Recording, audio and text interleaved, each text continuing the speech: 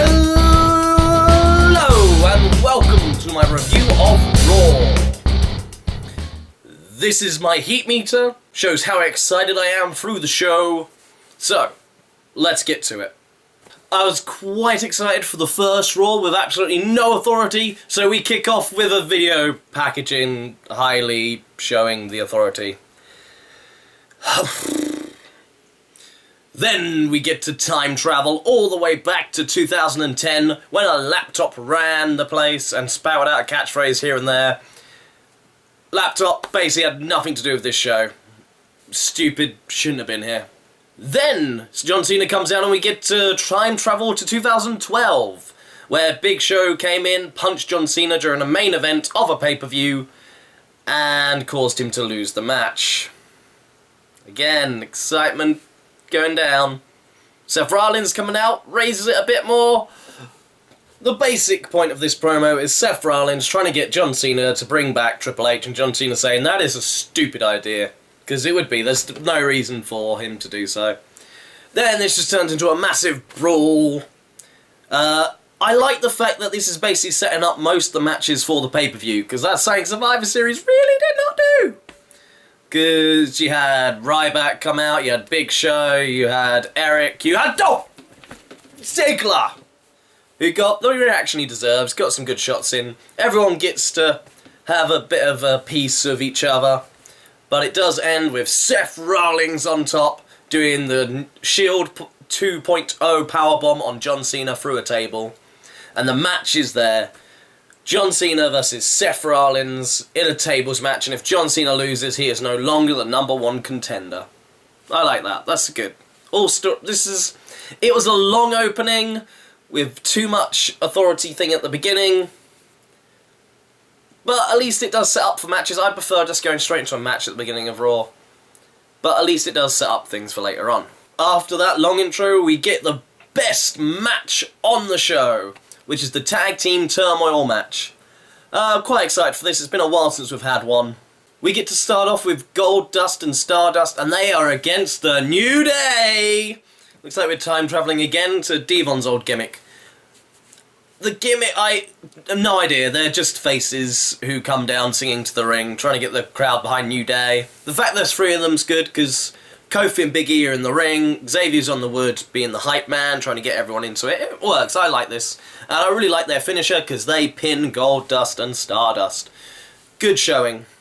Then I was excited for the unexpected tag team of Cesaro and Tyson Kidd, 2 of the goddamn best wrestlers in this company that are sorely underused. And I was very happy. I thought it was a bit bad that New Day got pinned, but it was due to a distraction, and I'm hoping this can spin off into a program with Tyson, Cesaro and New Day. Please make that happen. That should be some fantastic wrestling. I really like the Usos. They're out next, but they're quite stale. I'd quite like them to have a break from the Tag Team Championships, maybe get some more storylines with someone else, just really spice them up. But they went over Tyson and Cesaro, and then it was the Bunny and Adam Rose, and they got pinned, and nobody gives a damn. Isn't it sad when one of the longest running storylines on Raw is the Bunny and Adam Rose? But Usos are victorious. They're going to be going against The Miz and Sandow, and they do add a story in, which I am actually quite for. Naomi's watching the match. Miz and Miz Dow talk to her in the back. She gets a nice little ticket, and Miz Dow gives her an imaginary ticket, but yeah. They're not really flirting, but there's a bit of storyline involved, and it will come back later on.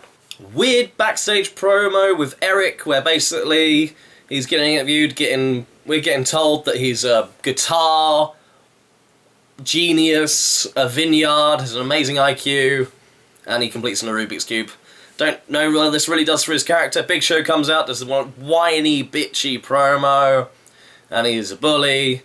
They have the second worst match of the night, would be the worst if Fandango actually had a match later on.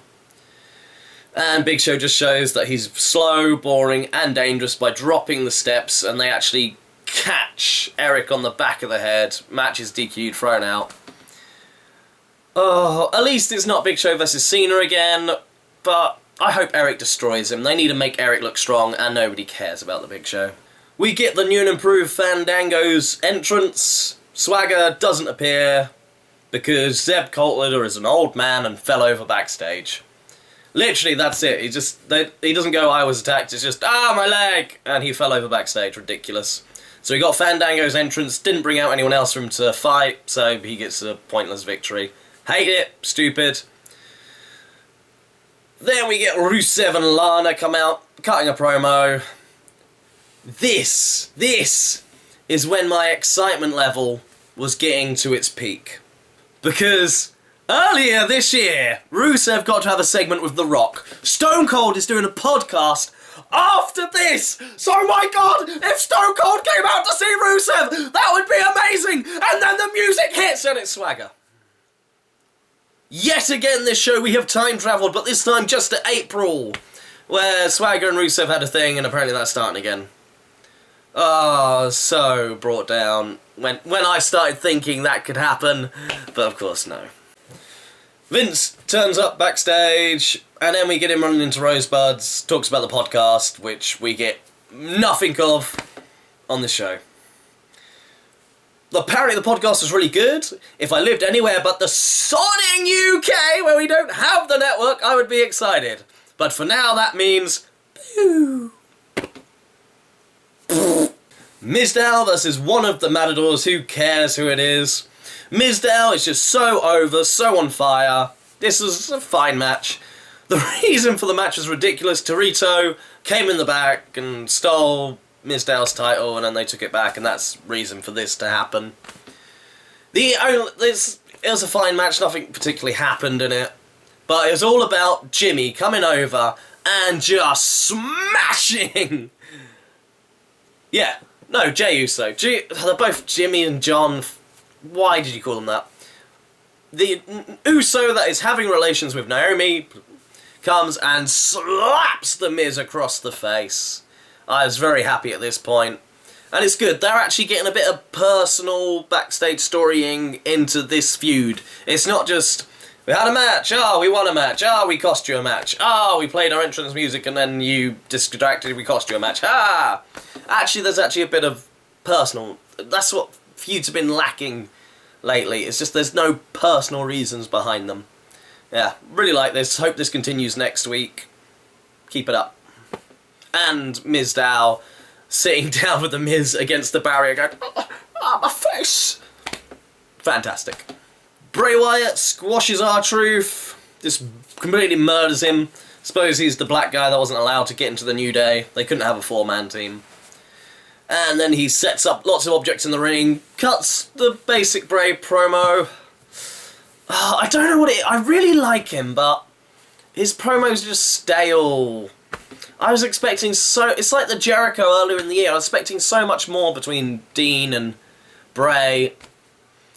He's just not, Bray Wyatt is just not connecting with people when in a match-wise. Which is annoying, because he's bringing down Dean Ambrose, who was your main event guy the last few months. And it eventually turns into Ambrose attacking a chair with a chair. He destroys Bray Wyatt's rocking chair. So that's as personal as this feud is getting. Bray Wyatt talks about Dean Ambrose's dad. Dean Ambrose destroys Bray's walking chair? Rocking chair. The Bellas versus AJ and Naomi, who was voted by the public.